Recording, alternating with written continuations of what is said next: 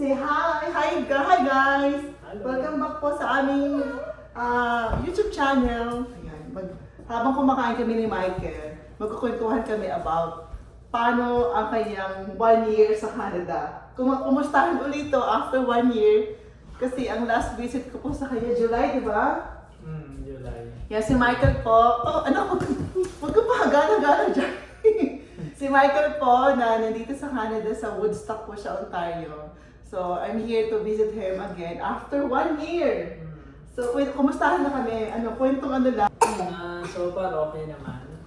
Trying my best na makasunod yung family ko. So, naka-process na rin yung papel sa tulong ng employer. Siya na rin yung nag-offer.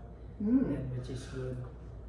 Hopefully, in God's time, maging successful, okay na. But I claim it already. Yes, yeah. Claim it to make it happen. Diba? Sabi nga nila, Totoo. Bibigyan natin ng encouragement sa mga parating na po na iba. May kausap lang po ako na parating na po siya this month, si Giovanni. Shout out sa iyo, Giovanni. Kasama ka sa aming ngayon, video. See you soon and yeah, kapit lang, tiyaga lang, and then darating sa inyo yun. Shout out sa'yo, Giovanni. Hopefully, makapunta ka na dito para sa family mo, kung ano yung will ni Lord unang-una, and then yung plan mo na makatulong especially sa family mo, sa anak mo, and sa wife mo. So good luck sa'yo. Yeah. Tsaka shout out din sa mga natanggap ni agency and please keep me posted po kung ano na status sa iyong application. Malay mo makatulong ako. So yun. Shout out. Ayun. Ang saya-saya po ng pakaramdam na nakabalik ako kay Michael along after a year. Ang tagal na rin no? Parang kailan lang, di ba? Parang kailan lang. I feel 1 month like that. Yeah, parang last month ako nagpunta, tapos 1 year na agad. Wala nagbago kay Michael, napakagaling niya mag-alaga sa sarili niya, hindi siya tumaba. Pumayat ng konti lang. Bumayat pa nga siya, imagine mo guys. So yun. Yung masaya naman at sana magtuloy-tuloy yung kay application for PR, di ba? No? In God's time. Yes. Ano ba bang pwede mo i-share na pinagdaanan mo pala? Yung mga naranasan mo? Yung adjustment na galing ka sa bansang pinagtatrabahuan mo. Kasi alam ko kumbaga yung situation dyan ay iba.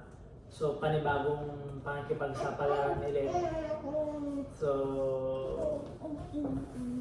kumbaga sa una may mahirap, and then tayo makaka-adjust din kayo, and then focus lang sa plan, sa vision, sa pangarap, and then kung ano yung will ni Lord, yun yung Mahawakan. Tsaka paano yung nagpipray mo na it will happen, basta believe in yourself. Kaya believe lang po talaga and trust yourself, trust God, and also yung kasama na yung patient talaga. Tsaka trabaho lang, yung go whatever, kung ano yung best mo na kaya mo pang i-share sa company. Kasi ang company mo, normally mga employee, like yung employee mo, napaka-supportive, di ba?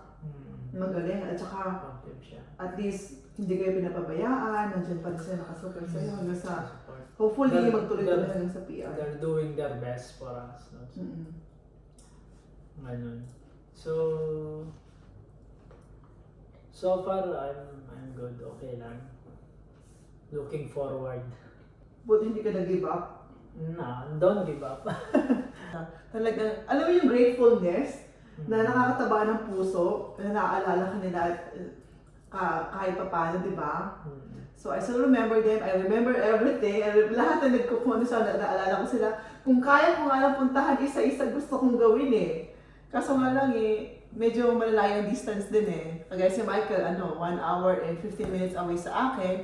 So, not too bad kasi malapit din lang yun. So, I make myself free time, tsaka siya din na mapuntahan ko siya.